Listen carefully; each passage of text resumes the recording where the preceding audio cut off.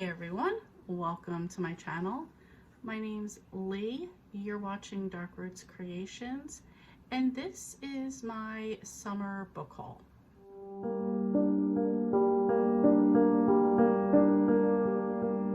So over this summer, one of the main things I've been doing book-wise is going to all the free little libraries in my neighborhood and surrounding neighborhoods. I haven't hit them all by any means, but I figured what I have collected, I would show you now. This is not going to include the Nora Roberts haul from the library sale the other day. This will include another library sale that I did go to, as well as just some other ones, like I said, that I've picked up at Free Little Libraries. Originally, I was doing a video, like a compilation video of every time I would go to the like Free Little Library to show you what they had and what I got, but some of the better footage I had I lost, and then I was just kind of like, whatever. So anyway, I figured I would just show you what I got. Okay, I said like just from Free Little Libraries and library book sale, but a couple of these were also from Barnes & Noble purchase that I got. So if you've seen that before, sorry I'm adding it again, just ignore it. All right, let's start at the top. I don't remember where all these are from. Some of these I might have said already along the way, but let's just get into it. So the first one I have is The Second Mrs. Astor by Shauna Abe. And sorry, I have a live going in the background and we're on a sprint, so somebody must have just came on and wasn't muted. Anyway, it says, a mesmerizing novel of historical fiction from New York Times bestselling author Shauna Abe, The Second Mrs. Astor tells the sweeping real-life Titanic love story of Madeline Force, who became the teenage bride of one of the world's richest men and triumphed over tragedy and heartache. So now, I know right off the bat I normally I don't go for historical fiction.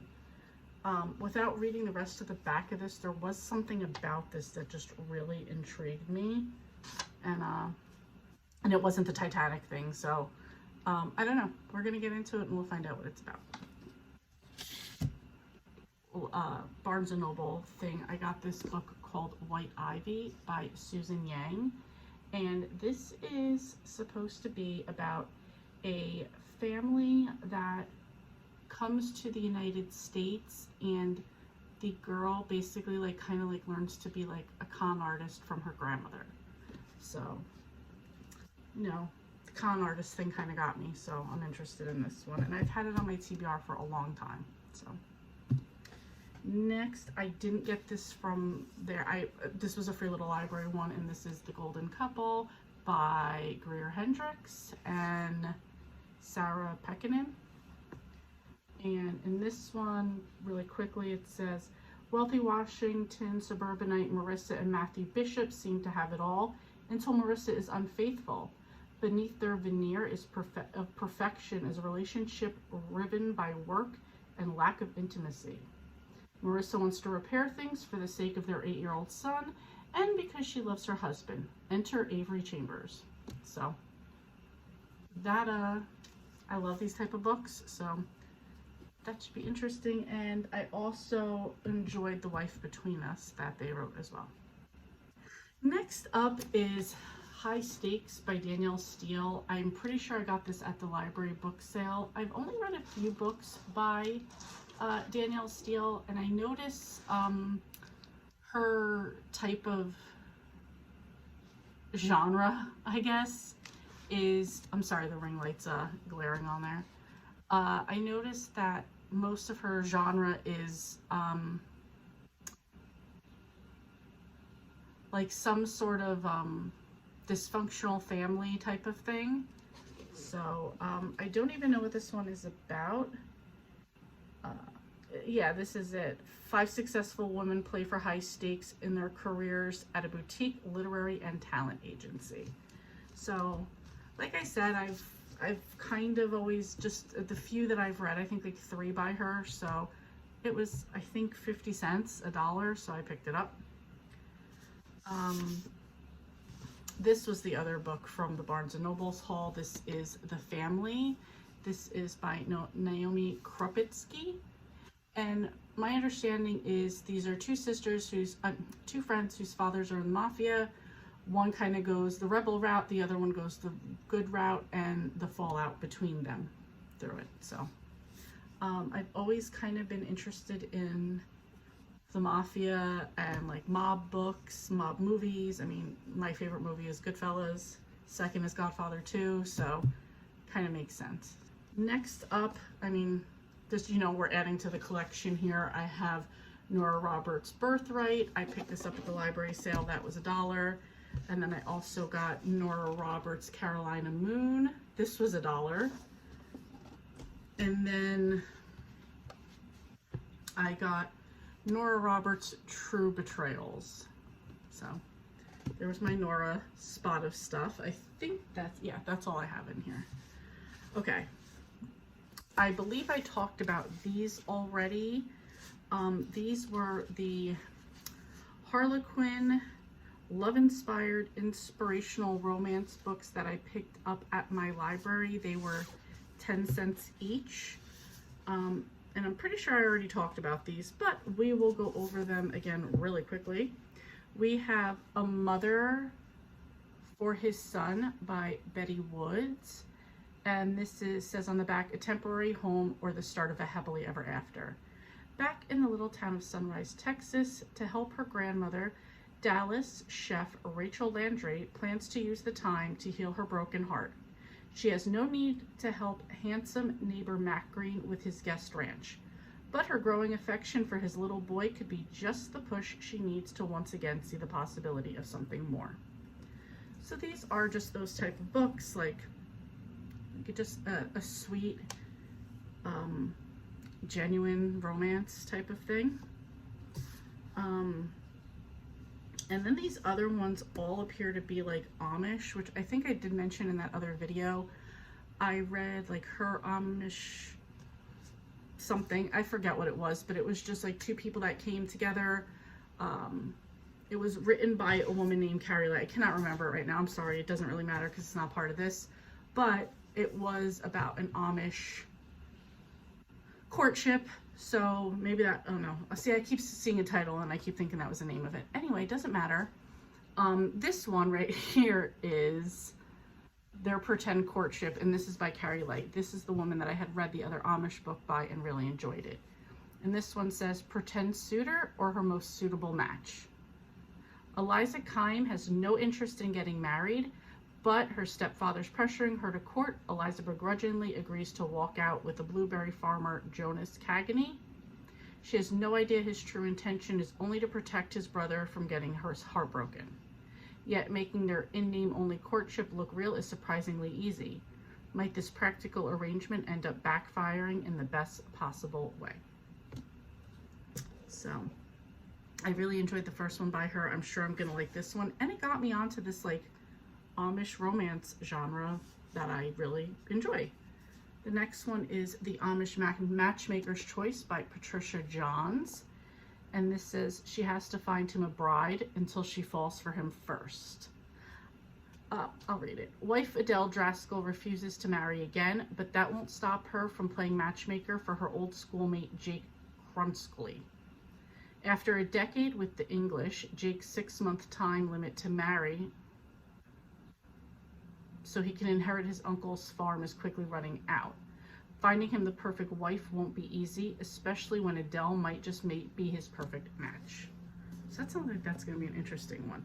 And that's something I have discovered in the Amish world, is there usually is a matchmaker that will help gently guide the young people together. This one is Finding Her Amish Home by Pamela Desmond Wright. And I'll just read like the quick little blurb, and it says, what she wants more than anything could also be the most dangerous. Well, now I feel like I kind of have to read this one. After her twin sister's death, Maddie flees to Wisconsin Amish country with her nephew in tow in the hopes of protecting him from his criminal father. Befriending Amish shopkeeper Abram Mueller gives her a glimpse of the happiness she's been yearning for all along. Can she find a fresh start with Abram, or will her old sins tear them apart? That one actually sounds really good. And Their Unpredictable Path by Jocelyn McClay. And I think that I remember showing this one because I said I didn't even want to show it because of my coworker that I can't stand named Jocelyn, who's long gone and already forgotten about. So it's a win-win. And this one says, falling for each other could ruin everything. Despite pressures from his parents, shy, stuttering widower Jethro Weaver does not want to remarry, and he has hatched the perfect plan, a fake courtship with an unsuitable partner. His senior by a decade, widow Susanna Mast has enough of unwanted suitors and reluctantly agrees to Jethro's scheme.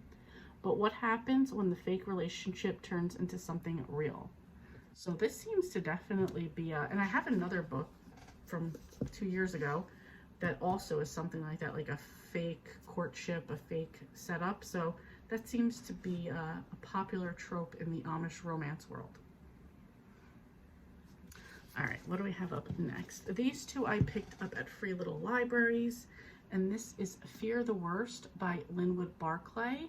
I read another book by him for the first time recently and enjoyed it. So when I found this one, I picked it up. I picked up the second one. And it says, Tim Blake is an average guy. He sells cars. He has an ex-wife who's moved in with another man. It's not a life without hassles, but nothing will prepare him for what happens when his daughter Sydney vanishes into thin air. These are thrillers, so I'm not going to say anything more about that, just kind of giving like the general part about the book. And this was the same thing. This is Tell No One by Harlan Corbin. Also read a book by him for the first time this year and really enjoyed it. And this one says, for Dr. David Beck, the loss was shattering. And every day for the past 8 years, he has relived the horror of what happened. The gleaming lake, the pale moonlight, the piercing screams, the night his wife was taken, the last night he saw her alive. So again, another thriller. Enjoyed the other one I read by him, so I want to keep it going. Next up, I have The Way Back to You by, and I think that's Sharon Sala, but something's covering it up. And this one says, what do you do when your whole life is turned upside down? Sully Raines set out to find his birth mother and ends up in Blessing, Georgia. A new surprise awaits him here, but of the best kind. His childhood sweetheart, whom he hasn't seen since she moved away when they were teens, is living in Blessings now. He's not sure she's as happy to see him as he is to see her, but it's been a lot of years and a lot of water under the bridge. Sully's heartfelt search for answers about his past might turn out to be the key to his future. So I really like that, and of course it's got like a fall cover, so can't resist it. And my last three are Susan Mallory books. The first one is Meant to Be Yours, and it says wedding coordinator Renee Groffin isn't meant for marriage. Those who can do, those who can't plan. But she never could have planned on gorgeous, talented thriller writer Jasper Dembinski proposing. A fling, that is. Fun without a future, and the attraction between them is too strong for Renee to resist. Now she can have her no wedding cake and eat it too. Just reading like the first paragraph of all of them. I've really come to enjoy the Susan Mallory books that I've read, so yeah, it also says there's a bonus story included in this. I'm not pointing out on that one right now. However, I have these two books, which I just realized are both Fool's Gold romance. And this one is Thrill Me, and this one is Best of My Love. So these are both in it says, The Mitchell Brothers of Fool's Gold, California. 5 gorgeous men who've left a trail of broken hearts in their wake. And this one says, to overcome the painful past, Baker Shelby Gilmore goes out on the hunt for a friend, a male friend, to convince her stubborn psyche that men can't be trusted. But where in a small town is Fool's Gold will the petite blonde find a guy willing to not date her? So I have not yet visited Fool's Gold, but looking forward to it. Anyway, that's it. That is what I've been up to this summer, collecting books, finding books, buying books on the cheap. And let me know if you guys have read any of these, if you like any of these authors, if you've read Fool's Gold, if you've read any of the Nora Roberts ones, the Danielle Steele, if you've read any of the inspirational romance, Amish romances, let me know. And let me know what you've been up to this summer, if you've bought any books that you've really enjoyed so far. Thank you so much for watching, and I will see you next time.